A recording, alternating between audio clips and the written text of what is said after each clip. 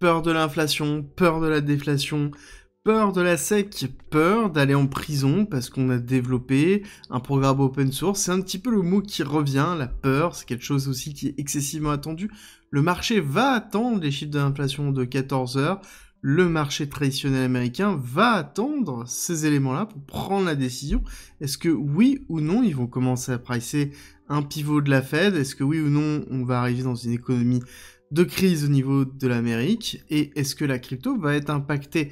Est-ce que c'est quelque chose qui est suffisamment fort pour nous pousser à remettre en question si oui ou non on est bull? Je vais vous spoiler un petit peu, je suis totalement bull et je vais vous expliquer pourquoi. Bonjour, c'est Cryptolyse, je suis entrepreneur depuis 2010, je fais du trading depuis 2011, je suis dans la crypto depuis 2017 et je décomplexifie le marché et la technologie pour en extraire réellement les opportunités. Et on va commencer par une mauvaise nouvelle pour les développeurs, étant donné que le développeur de Tornado Cash a écopé de 64 mois de prison. C'est en tout cas l'Allemagne qui a statué ça, et ce qui est très important de prendre en considération, c'est que c'est vraiment une très mauvaise nouvelle pour tous les développeurs open source qui sont basés en Europe, parce que ça sous-entend que l'utilisation de votre logiciel, peu importe ce que vous avez défini au début, entraînera la responsabilité du développeur initial. Là-dessus, on peut se poser la question, est-ce que ce sera partout pareil, et notamment aux USA, à savoir qu'il y a un autre des développeurs, Roman Storm, son procès commence en septembre, et là-dessus, on va pouvoir se poser la question, est-ce que le jugement qui est allemand va entraîner une pression au niveau du jugement potentiel en Amérique? En l'occurrence, ce n'est pas le cas, c'est deux types de juridictions, et on a un certain nombre de lois américaines qui permettent de pouvoir statuer qu'un développeur open source ne peut pas être tenu responsable de l'utilisation de son logiciel. Ce serait la même chose que le fabricant d'une arme à feu qui serait tenu responsable de l'ensemble des morts de cette arme à feu. C'est quelque chose qui n'existe pas, en tout cas en l'état, mais on arriverait à quelque chose qui serait suffisamment fort pour pousser un certain nombre de développeurs à migrer de l'Europe vers potentiellement d'autres pays qui seraient plus cléments. C'est un petit peu l'état du marché avec la saison des meme coins, on en a parlé hier. Il faut comprendre pourquoi on a ce rallye qui est poussé principalement par GameStop et une notion de fractalité qu'on avait pu connaître avec le Dogecoin suite aux dernières actions de GameStop dans lequel on avait fait un gros short squeeze et nous avions eu un Dogecoin qui avait éclaté à la hausse et donc forcément l'ensemble des meme coins ont suivi. Étant donné que ça rentre dans la même catégorie, on a une accélération de l'ensemble des meme coins, ce qui nous a donné cette grosse accélération. Est-ce que c'est une des raisons pour lesquelles on peut statuer qu'on va arriver dans une chute? Est-ce que c'est une des raisons dans lesquelles on peut statuer que on repart dans quelque chose d'hyper spéculatif? J'aimerais juste rappeler quelque chose d'important, c'est que oui, nous sommes dans une phase de léthargie, dans une phase où il reste peu de personnes sur le marché, en tout cas, beaucoup de personnes qui étaient arrivées par curiosité sont certainement reparties, il reste que les personnes qui sont intéressées ou qui sont liées à l'hyperspéculation, et ce sont généralement des profils qui vont faire du meme coin ou qui vont travailler du meme coin, donc c'est une des raisons pour lesquelles aussi on a eu beaucoup de liquidités qui ont afflué durant cette période-là sur cette typologie d'actifs.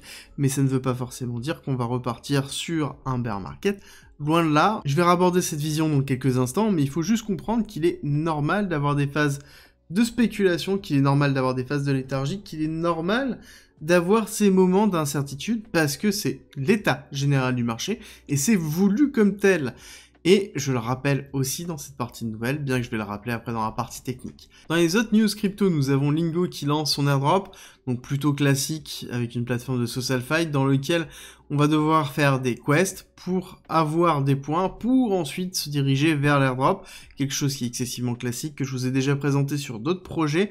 Donc je vous mets le lien en description de commentaire si ça vous intéresse de farmer cet airdrop, à savoir que Lingo c'est un projet qui est spécialisé dans la tokenisation des points de fidélité et l'utilisation de ces points de fidélité dans les vacances, quelque chose qui est très spécialisé si ça vous intéresse de suivre ce projet. Et de farmer l'airdrop, c'est en commentaire en description. À côté, nous avons eu aussi une très bonne nouvelle, qui est l'annonce du Wisconsin, qui annonce avoir investi 164 millions de dollars sur l'ETF spot de BlackRock. Et ce qui est intéressant de voir, c'est que c'est exactement pas forcément l'État en lui-même, mais ça va être le fonds de pension géré de l'État.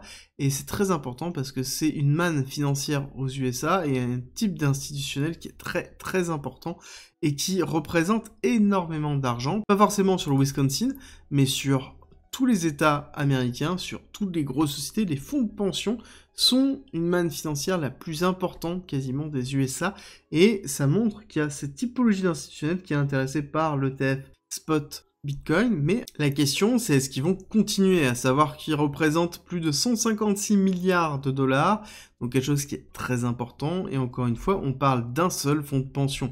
Il y a énormément de typologies de fonds de pension aux USA, et ça c'est le type d'institutionnel qui nous intéresse. Mais encore une fois, comment ça se fait que ces flux s'arrête? Comment ça se fait qu'il y a eu juste une petite partie d'achat et que on arrête d'injecter des liquidités? Comment ça se fait qu'il y ait eu que ce fonds-là? Encore une fois, ça fait écho à la pression qui a lieu sur les cryptos à travers la SEC, à travers l'administration Biden, ou encore les sanctions qui sont affectées aux développeurs crypto. Et après, ça peut être lié aussi à ce qui est en train de se passer en termes d'économie. Encore une fois, on prend du recul. On a l'intervention hier de Jérôme Powell, qui nous explique encore une fois qu'il veut que l'inflation descende. Tant que l'inflation ne descendra pas, il ne fera rien, et peut-être il n'y aura pas de baisse des taux en 2024, c'est quelque chose qu'il a répété, et c'est pour ça que l'ensemble du marché est en train d'attendre ce chiffre à 14h30, l'IPC qui va être l'inflation, et comme l'a dit Jérôme Powell, on doit avoir un signe de diminution de l'inflation. Tant qu'il n'y a pas de signe de diminution de l'inflation, il n'y aura pas de chute des taux fédérales, et donc ça veut dire qu'on n'aura pas de pivot qui est attendu par ce marché.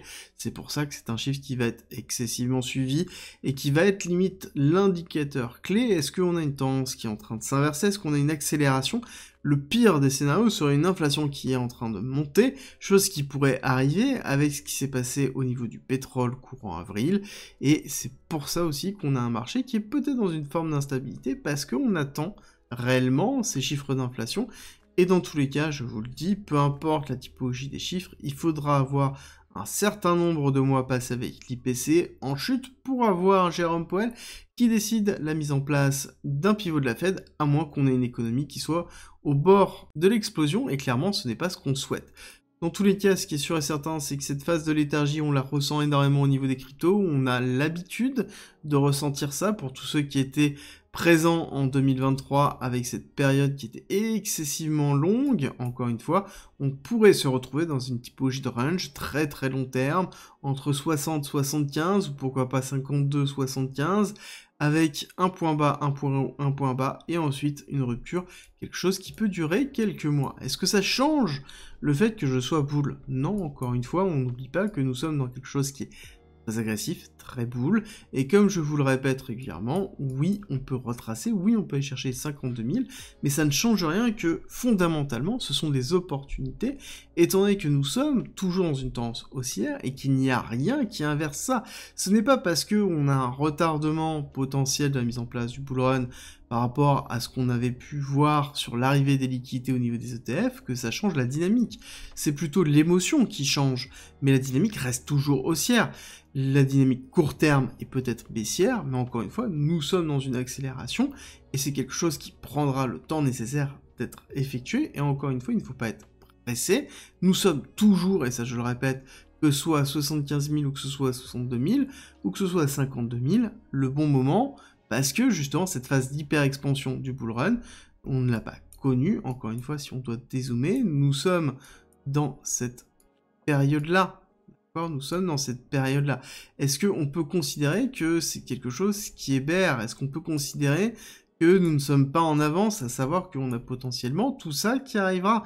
Alors peut-être pas avec les mêmes vecteurs d'expansion, mais en tout cas, on a toute la phase d'expansion en elle-même qui est en attente.